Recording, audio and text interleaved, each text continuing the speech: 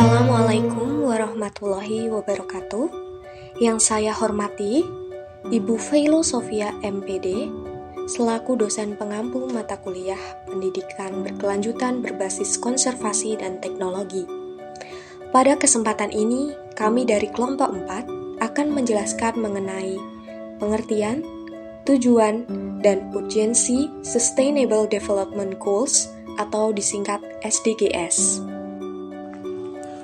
Sebelum melanjutkan ke materi, izinkanlah kelompok kami memperkenalkan diri terlebih dahulu.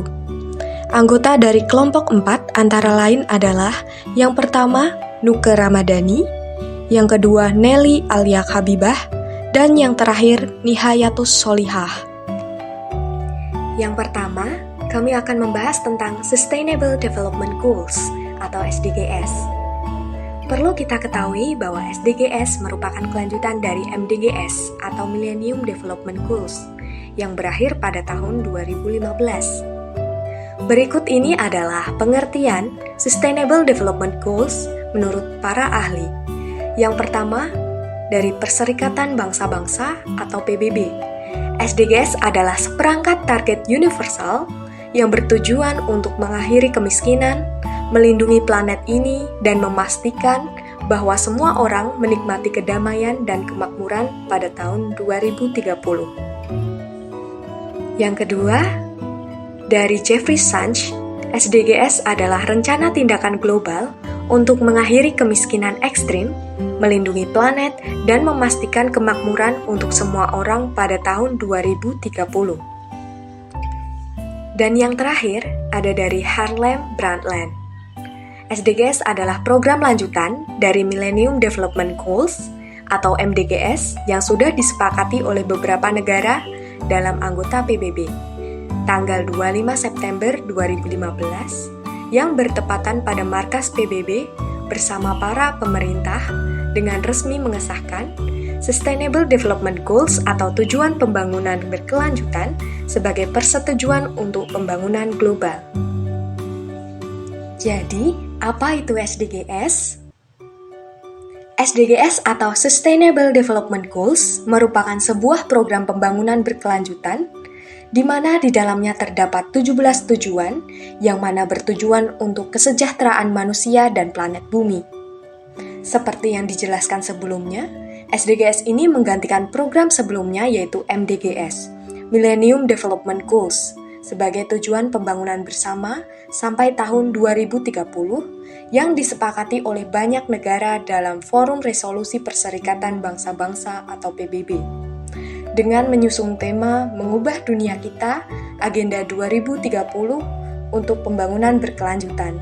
Jadi, kerangka pembangunan yang berkaitan dengan perubahan situasi dunia yang sebelumnya menggunakan konsep MDGs sekarang diganti dengan SDGs.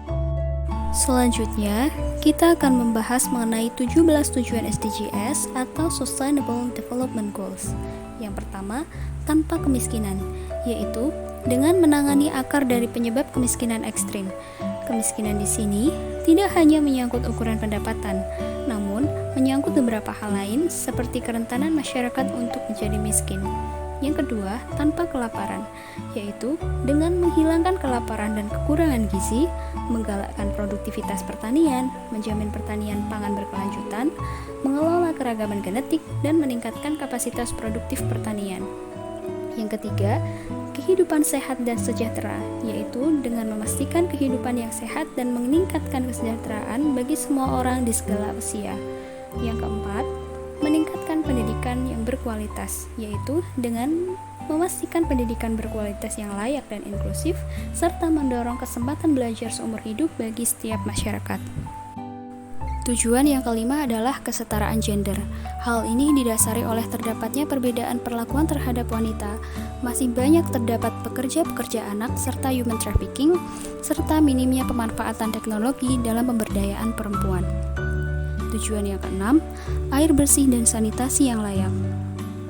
Target-target dari tujuan yang keenam ini adalah terdiri dari akses terhadap air minum yang layak, akses terhadap sanitasi, kualitas air dan limbah, serta pemanfaatan, pengelolaan dan pelestarian sumber daya air. Tujuan yang ketujuh, energi bersih dan terjangkau.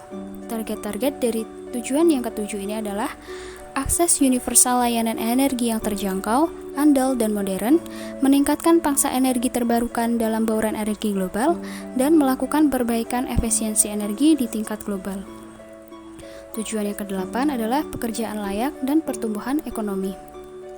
Target-target dari tujuan yang ke-8 ini adalah mempertahankan pertumbuhan ekonomi per kapita, mencapai tingkat produktivitas ekonomi yang lebih tinggi, menggalakkan kebijakan pembangunan yang mendukung kegiatan produktif, penciptaan lapangan kerja yang layak, mendorong formalisasi dan pertumbuhan usaha kecil dan menengah atau biasa disebut UMKM. Tujuan ke-9 adalah industri, inovasi, dan infrastruktur. Target-target dari poin ke-9 ini adalah pengembangan infrastruktur yang berkualitas, handal, berkelanjutan, dan tangguh, mempromosikan industrialisasi inklusif dan berkelanjutan, meningkatkan proporsi industri dalam lapangan kerja dan produk domestik bruto. Tujuan yang ke-10, berkurangnya kesenjangan, yaitu dengan mengurangi kesenjangan di dalam dan di antara negara-negara. Tujuan ke-11, kota dan komunitas berkelanjutan.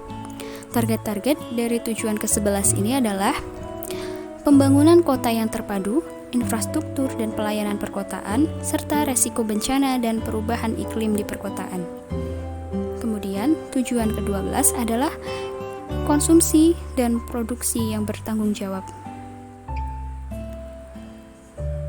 Target-target dari poin ke-12 ini adalah pencapaian pelaksanaan 10 tahun kerangka kerja konsumsi dan produksi yang bertanggung jawab, mengelola bahan kimia dan limbah, serta pencapaian praktek usaha berkelanjutan.